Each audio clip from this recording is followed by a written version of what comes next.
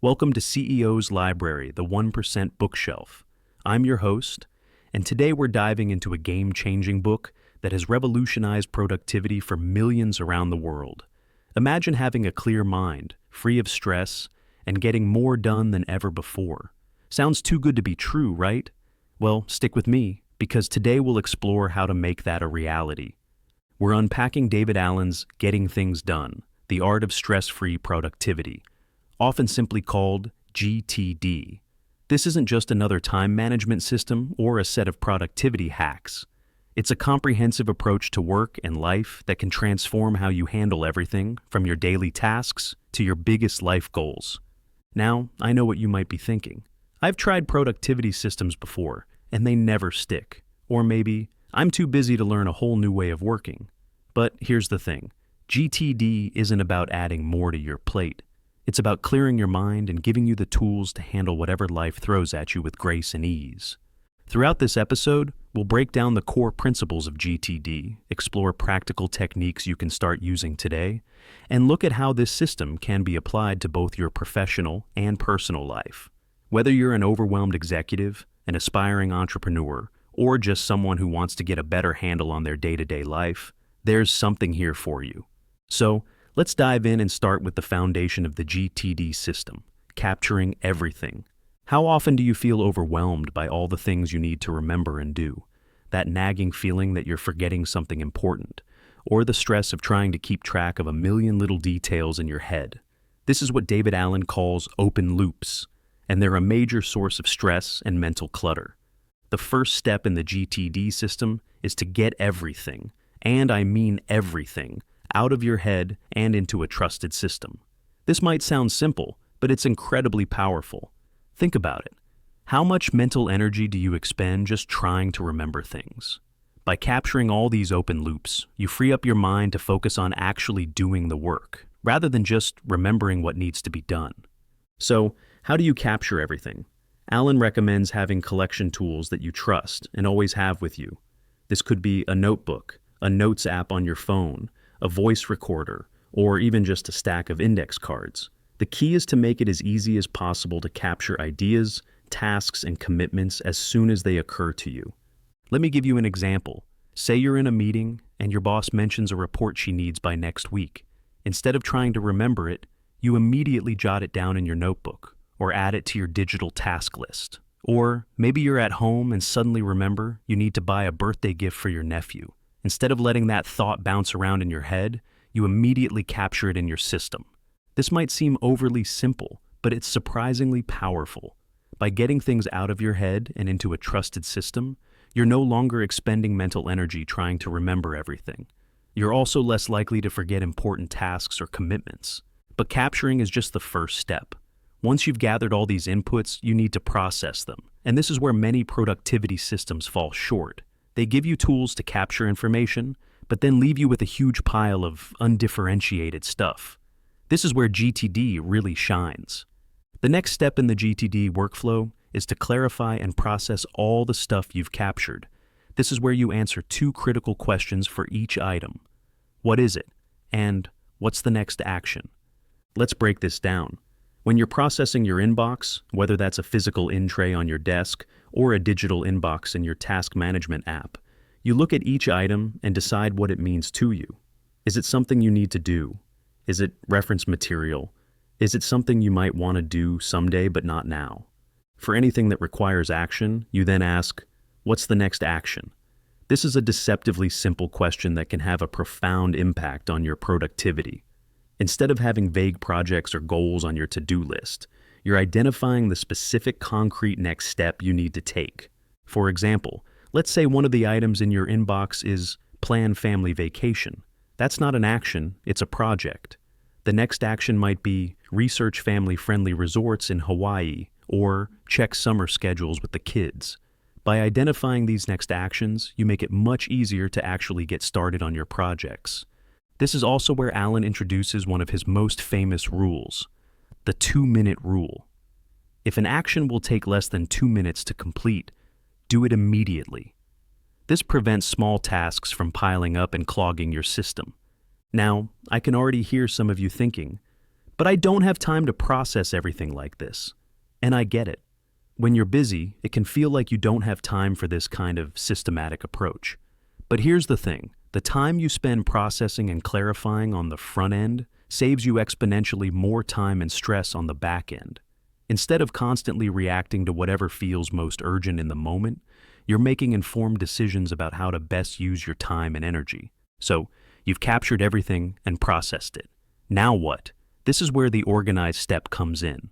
And let me tell you, this is where the GTD system really starts to shine. Alan proposes a set of lists and categories that will change the way you think about your work and commitments. The key lists are next actions. These are the concrete, physical next steps for your projects and responsibilities. This isn't a traditional to-do list with vague items like work on report. Instead, it has specific actions like draft introduction for Q3 sales report, or call Sarah to schedule meeting about new product launch. Projects. Remember, a project is anything that requires more than one action to complete. This list is a simple inventory of your current projects, both personal and professional. Waiting for. This is a list of all the things you're waiting on from other people. It's incredibly helpful for following up and ensuring nothing falls through the cracks. Someday maybe. This is where you capture ideas and projects you might want to do in the future, but aren't committed to right now. But here's where Alan adds another layer of sophistication. He recommends organizing your next actions by context. This means having separate lists for actions you can do at your computer, calls you need to make, errands you need to run, and so on. Why is this important? Because it allows you to make the best use of your time and energy in any given situation. If you find yourself with 15 minutes between meetings and access to a phone, you can quickly scan your calls list and make progress on your work. If you're at your computer, you can look at your computer list and knock out some quick tasks. This context-based organization is even more powerful in our current age of remote and hybrid work. When your office might be your kitchen table one day and a coffee shop the next, being able to quickly see what actions you can take in your current context is invaluable. Now, let's talk about another crucial aspect of organization, your reference material. Alan emphasizes the importance of a good filing system for all the information you need to keep, but doesn't require action. This could be digital or physical, depending on your preferences and needs. The key is to make it easy to file things away and retrieve them when needed. I know some of you might be thinking, this sounds like a lot of work to set up, and you're not wrong. There is some upfront investment required. But think about how much time you currently waste looking for information, trying to remember what you need to do, or figuring out what to work on next. A well-organized GTD system eliminates all of that wasted time and mental energy. Plus, once you have your system set up, maintaining it becomes second nature. It's just part of your workflow, not an additional task you have to remember to do. Now, we've covered capturing, processing, and organizing. But a system is only as good as how consistently you use it.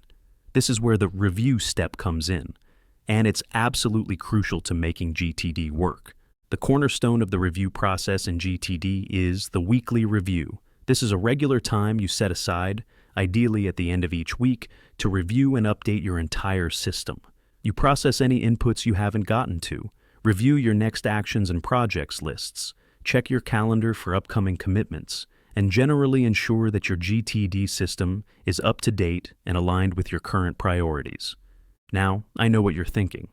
Another meeting with myself? But trust me, this is possibly the most important meeting you'll have all week. It's your chance to zoom out, look at the big picture, and make sure you're focused on the right things. Think about it. How often do you feel like you're just reacting to whatever comes up, without a clear sense of whether you're making progress on what's truly important? The weekly review is your antidote to that feeling. It's your chance to regain control and be proactive rather than reactive. But the review process isn't just weekly. GTD also encourages regular reviews at higher levels. This might include monthly or quarterly reviews of your goals and projects, or even an annual review of your life goals and direction. These higher-level reviews ensure that your day-to-day actions are aligned with your broader objectives and values. Now, let's talk about how you actually decide what to work on in any given moment.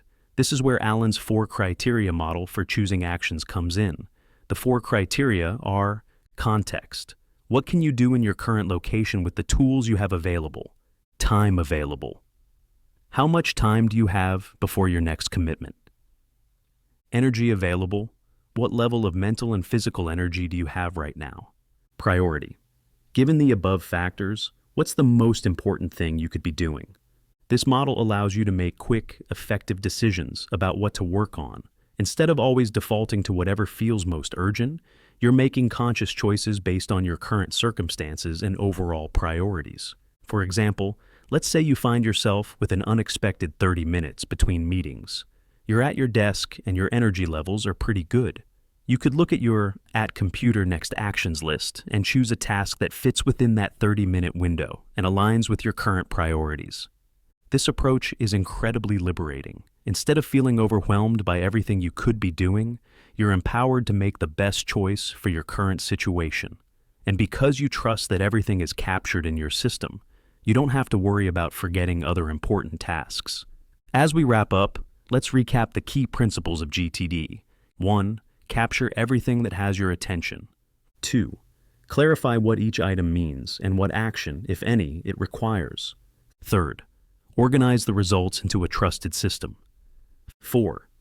Regularly review and update your system. 5. Engage with your tasks and projects based on context, time available, energy, and priorities. Now, I want to encourage you to start implementing these principles in your own life. Begin with a full capture and mind sweep. Get everything out of your head and into a trusted system. You might be surprised at how much mental clutter you've been carrying around. Remember, GTD isn't about being more productive for productivity's sake. It's about creating space in your life for what truly matters. When you're not constantly stressed about forgetting things or overwhelmed by your to-do list, you have more mental energy for creativity, strategic thinking, and simply enjoying your life. Implementing GTD can be a bit of a journey. You might not get it perfect right away, and that's okay. The key is to start and to keep refining your system as you go. Be patient with yourself, and remember that any step towards better organization and clarity is a step in the right direction. Before we close, I want to remind you that the link to purchase Getting Things Done is in the episode description. I highly recommend getting a copy if you want to dive deeper into these concepts. Alan's book provides even more detailed strategies and examples that can help you tailor the GTD system to your specific needs and circumstances. Thank you for joining me on this exploration of getting things done. I hope you found it valuable and that you're inspired to start implementing some of these ideas in your own life. Remember, the goal isn't perfection, it's progress. Even small improvements in how you manage your work and life can lead to significant gains in productivity, peace of mind, and overall satisfaction.